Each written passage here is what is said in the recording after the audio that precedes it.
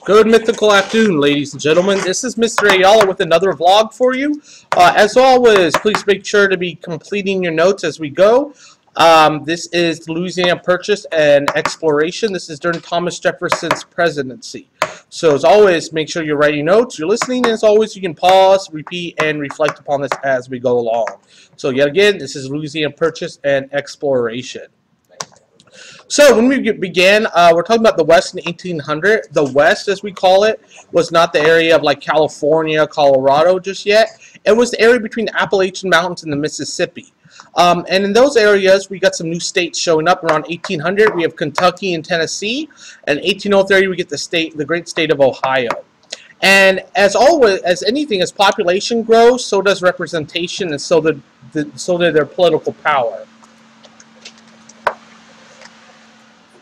Sorry about that. Just kind of people are cleaning up around here. And so some of their main political issues that they wanted was the use of the Mississippi River, the use of the port of New Orleans, and to be able to extend American power further west. So we're going to be talking about Napoleon and New Orleans. So a little bit about Napoleon. So when France went through their French Revolution, Emperor Napoleon does take over. And what he does is New Orleans and Louisiana is actually given back to France by Spain right around this time period. At the same time, France is wanting to regain control of Haiti. But the problem is when the Haitian Revolution occurred, Napoleon was using that kind of as a to show up if he wanted to continue invading the North America, or if he's just going to stop and deal with Europe first. So what occurs is he actually decides to, because the Haitians end up winning and beating the French kind of stay over in Europe and stay in the old world. Please make sure you get that information because it will be located on your test. And so what happened, anyway, back to Napoleon and New Orleans. So Spain ends up closing New Orleans to the U.S. right before they give it to France. So Jefferson really needs New Orleans for our trade, because you can remember all those people live in the western parts of the U.S., including those new states of Kentucky, Tennessee, and Ohio, need New Orleans for trade. So what Jefferson does, he offers to buy New Orleans from France. But what happens is Napoleon does not want to sell just not only New Orleans, but all of Louisiana. He wants the whole thing. And the reason is, first of all, Haiti overthrew French rule, and he was unable to get that back, so he doesn't have a base of operations. Also, Napoleon needs money for his wars with Britain and the other allies against them during the Napoleonic Wars.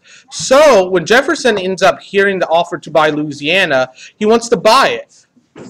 And he's going to get it dirt cheap. But the problem is, like I said, sorry about that. I'm kind of in the middle of doing this in the middle of my classroom when the kids are about to come up. Anyway, when Jefferson hears the offer to buy Louisiana, he wants to buy it, but he's concerned with the idea of if the Constitution allows him to buy it. Because you got to remember, he's a strict constitutionalist. He's all about making sure that he can only do the things stated in the Constitution. Unlike the Federalist, who made the National Bank, and you remember that elastic clause, the necessary and proper clause, the ability to stretch out the government's power to build that. Jefferson, strict constructionalist, strict constitution, no.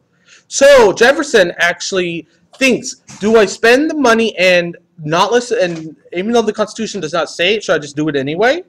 Or should I listen to what the Constitution says? As he sat there and thought, he's like, I can double the size in the United States for $15 million, or 3 cents an acre. And that ability kind of took his whole idea of being a strict constructionalist out the door, because he's like, hey, if I can double it, that's freaking awesome. So he does so. So if you notice, what we get here is this is our original territory after the American Revolution. Right here, and then 1803, all of this area over here is Louisiana Purchase. We get all of this from France. So if you notice, we more or less doubled the United States. And remember, Florida at the time is controlled by Spain. So, but don't forget that. We'll be showing up in a little bit.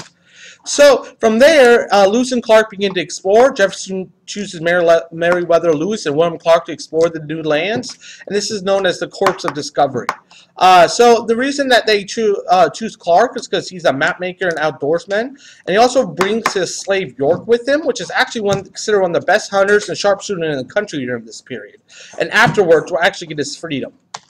So from there, they left the expedition in May 1804 from Independence, Missouri, and their instructions were as follows: make good relations with the Native American tribes, find the Northwest Passage, describe the landscape, the plants, and the animals of the area. In spring of 1805, a Native American named Sacagawea joins. She's one of those people that can be on our wall of awesome, and her husband joined the expedition. They're used as translators. In 1805, they become the first Americans to travel across the whole continent and see the Pacific Ocean, and they end up bringing lots of scientific and geographic information. So please make sure we're still looking for that Northwest Passage, which does not exist. And we got to find out what's actually there, because we bought it and we're like, oh, it's cheap. Sounds like an American. It's cheap. Let's buy it. We'll figure out what to do with it later. And that's exactly what Jefferson ends up doing. So from there, we get another explorer who explores the southern part of the Louisiana Purchase, named Zebulon Pike. What's interesting is Zebulon Pike was actually a spy for the Spanish, and he was trying to get us into a war, because Spain knew they could beat us at that time, but didn't want to look as the aggressor, because then you have Spain, and you have France and Britain upset about that.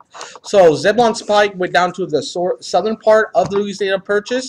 He goes towards the Rocky Mountains and the Great Plains, and he accidentally goes over the Rio Grande and was captured by the Spanish. And what it was, he was actually supposed to be held for ransom to try to make a fight occur, but the United States did not take the bait, so he was later released. So because of the Louisiana Purchase, it's going to expand the power. The Pharaohs want to succeed because it's going to weaken the New England's political and economic power. So remember, more population equals more representation, which equals more power. So if there's more people in the West, it's going to decrease the amount of political power and economic power in New England. But it ends up failing because New York refuses to join. From there, we get to Hamilton and Burr. So during the election between Aaron Burr and Thomas Jefferson, Hamilton finds out that Burr, Hamilton goes around Congress and kind of says, hey, don't vote for Burr, he's crazy. And what ends up happening is Burr despises Hamilton. And it gets to the point that when Hamilton finds out that Burr is working with the New England colonies and trying to states to secede from the Union or leave, Hamilton gets really mad, and Hamilton tells Burr to stop. But Burr dislikes Hamilton so much and thinks that he's more or less disgracing his honor, he challenges him to a duel. And what ends up happening is Hamilton is shot in the head and dies the next day after this duel. Burr ends up surviving because Hamilton decided he would never shoot another founding father, and Burr ends up fleeing into the West himself. So that's the Burr-Hamilton duel. So a few things. Let's do a very, very quick review. So we're going to start all the way at the beginning. So we're starting about what the West is located, the new states, political powers. From there, we went to talk about Napoleon and New Orleans. We talked about Napoleon wanted to sell Louisiana because he wanted because of the Haitian Revolution, how Napoleon was at war with Britain and needs money. Jefferson's biggest issue is about being a strict constructionist. He decides heck with it because, hey, I'm doubling the United States for cheap. So we double the size of the United States. From there, we get the Corps of Discovery led by Meriwether Lewis and William Clark. The expedition, the whole idea was about making good relations with the Native Americans, finding the Northwest Passage, and describing the landscape, plants, and animals. Then with Zebulon Pike, we found out it was a traitor, tries to force us to have war with Spain, does not work. The Federalists decide, hey, I don't like you anymore, I'm going to leave, but it fails because New York does not join. Then we get to Hamilton and Burr. Burr hates Hamilton. Hamilton tries to tell Burr to stop being a butthead. What ends up happening, Burr ends up killing him during a duel. Burr escapes to the west, and Hamilton dies. And from there, that should be the end. And as always, don't forget to be awesome.